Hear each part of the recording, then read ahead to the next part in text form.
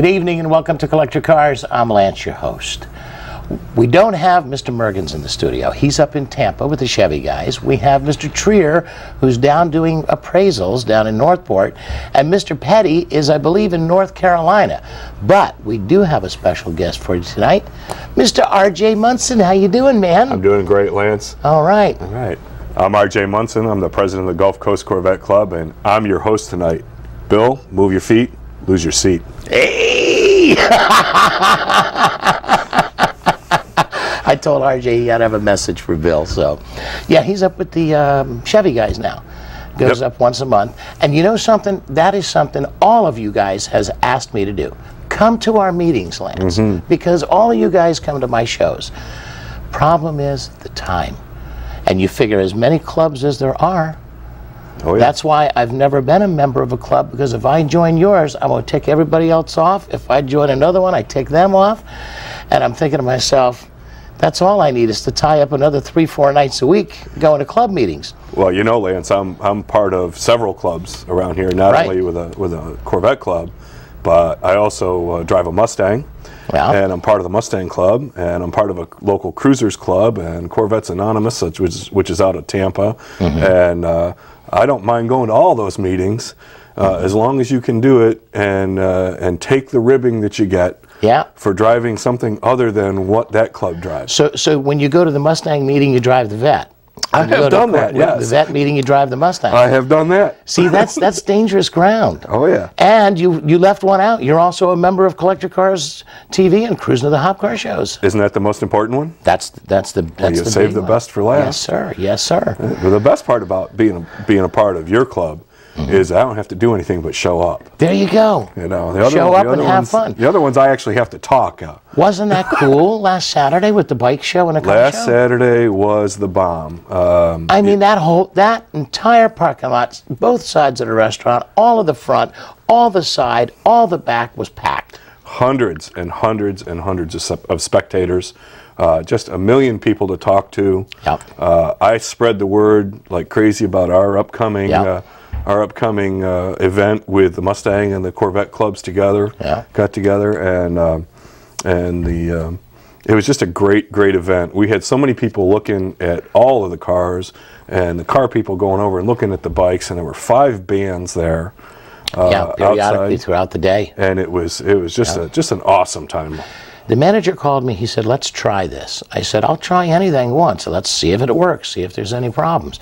That would have been a perfect situation if I had roped off a couple more aisles. I didn't anticipate that we'd have enough spectators to fill that back lot, because you know that back lot is huge. It's huge. And that was the only thing I didn't anticipate. The manager was happy. The bike guys were happy. I had 4 or 5 bike guys come up and say, hey, man, we got to do this again. Not every month, but maybe 3 or 4 times a year, quarterly, once every few months, and tie it in with a charity type deal. Absolutely. You know, the car clubs in the area, every one of them is based on charity. I don't care if you drive a Fiat or a Mopar or a Ford or a Ferrari. Every one of the events that I've ever heard of is done for charity. Is supporting one charity. And as far as that community goes, it's all charity. And you know what? I also ride a bike, and all the guys that I know and girls that I know that ride a bike, that are part of a group, they're the most charitable people I've ever met. Oh, absolutely. Absolutely. And, you know, if you combine the two, just think of what good you can do for your community. Exactly. Now, one of the reasons I have you here tonight is to talk about Toys for Tots. Now, in the lobby, I was hearing about your toys.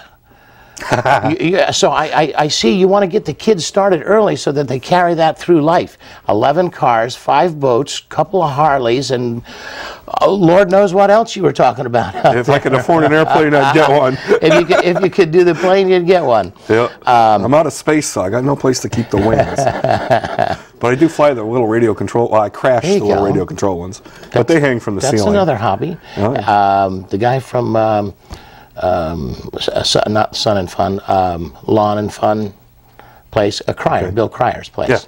He does that big time, and he does they do the big, big wing jobs. I'd like to get him at a show and do that, but we have to be somewhere where we got space. You have to be out maybe at the airport out in Arcadia, like the shows that we had out there. Actually, that's where I learned. It was a small airport. I'd take flying lessons, and my best friend would fly the radio control, and then I'd come down and I'd fly the radio control, and he'd take a flying lesson. So it was a great Saturday day while his wife was at work, and then we'd go out and go home and play in the boats. So there you go. We both grew up on a lake, so upstate New York. So now tell me, last year, what did you raise with this Toys for Tots altogether? Well, the Toys for Tots, last year we had a show up on State Road 64 at the Walmart up there, and it just poured rain. It was just a miserable day. Tents blowing over, just rain sideways. We only had about 15 cars or so. We raised $3,500 that day with just those few cars. But it was a fundraising event through the course of setting this whole show up. Now, we've been working on this show. I have to say that Donna Scott and Dave Thompson are the two co-chairs for this particular show. They've been working on this show for months. So this is not something that just happens one day. I mean, you guys are out getting stuff for the kids.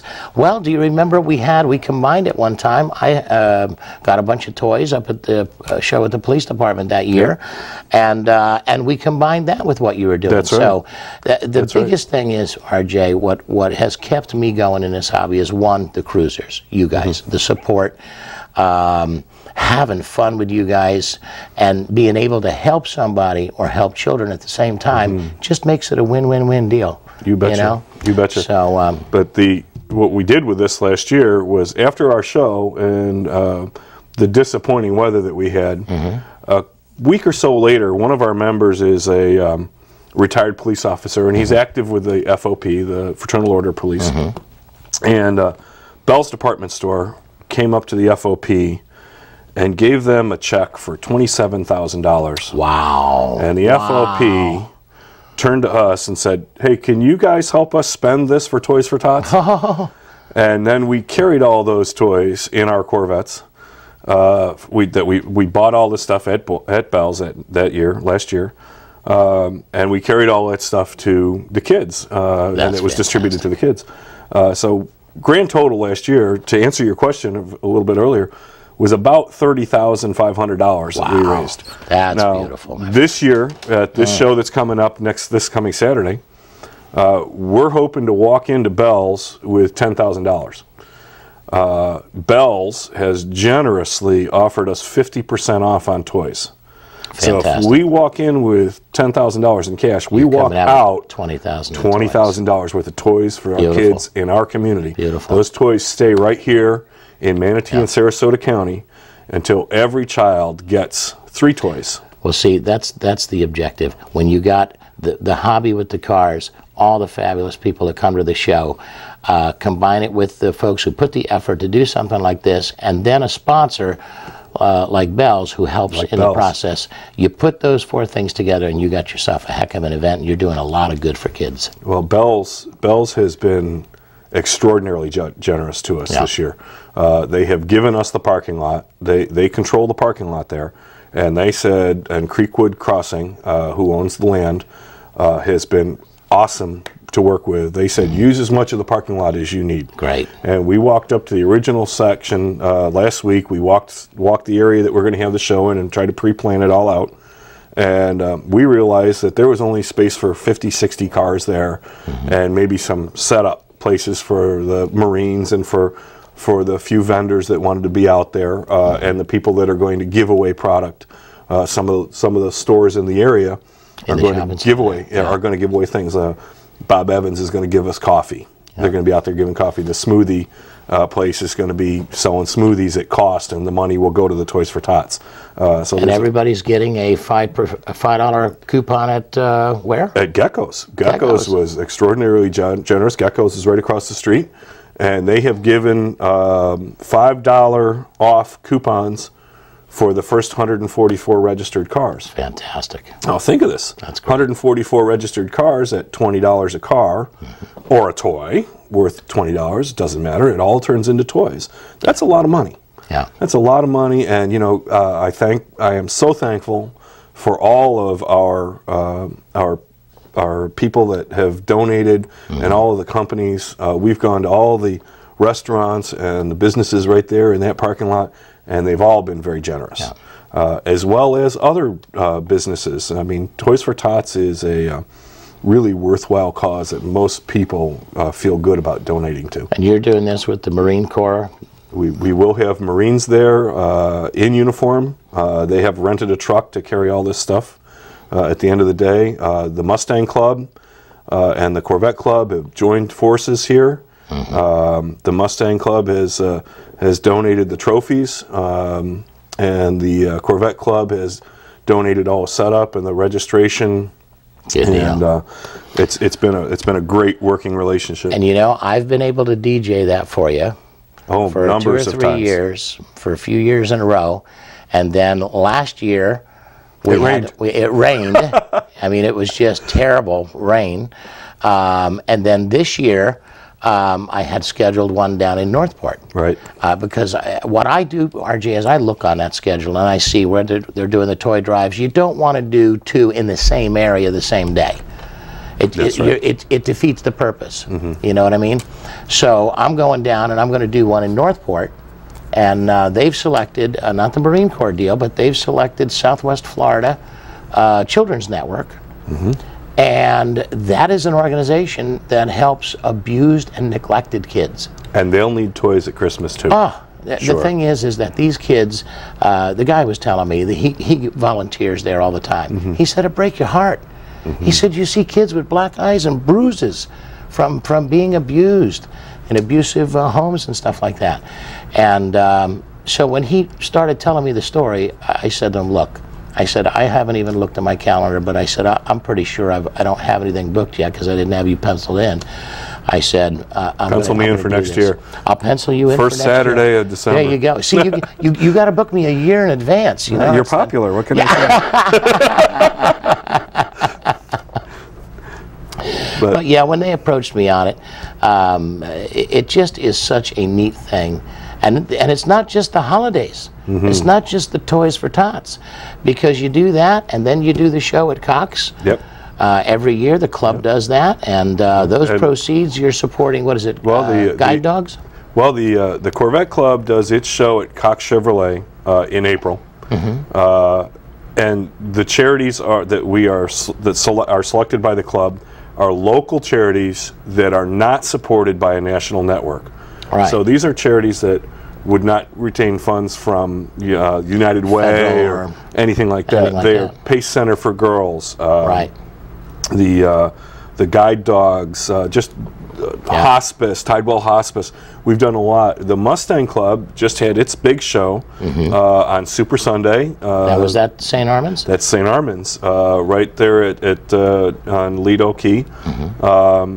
And that was November 21st. And all the money raised for that gets split in half, goes to Tidewell Hospice and the guide dogs. Now, the Mustang Club has bought many guide dogs, 3 or 4 that I know of.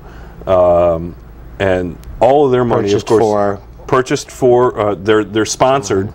The Mustang Club sponsors the dog. Sponsors the dog for someone who... Right, for somebody who needs the dog. Now, it could be anybody that's has, say, macular degeneration and can't see any longer, or a veteran who lost his sight or lost mobility and needs a dog to help him get around. Now, it's not. Now, the guide dogs here aren't just seeing eye dogs. Now, that's probably not the right way to say that, because guide dogs of Southeast, the Southeast Guide Dogs, is the proper name for their organization.